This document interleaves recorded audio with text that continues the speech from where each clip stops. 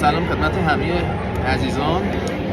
یه سری‌ها یکی از سوالاتشون خیلی این هست که اگر اینترنت قطع بشه چه واقعی وجود داره که از داخل ایران بشه با خارج ایران کانکت شد، وصل شد و ارتباط داشت از چه نرم افزار یا اپلیکیشنی، چون تلگرام و اینا همه قطع میشه، یا اگر هم قطع نشه وی پی ان وصل نمیشه که بشه از طریقش ارتباطی گرفت.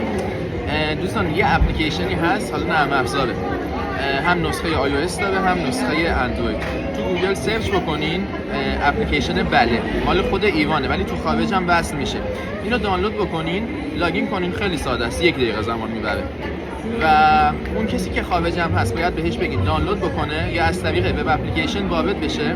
صرفا یه شماره تلفن میخواد، حالا اون شماره پیشش نباشه، حتی داخل ایران اون شماره باشه، کدم اومد، درخواست کد که داد، اون کد رو واسش ارسال بکنین، از طریق کدی که شما بهش میدین بتونه اکانت رو بسازه و وارد بشه.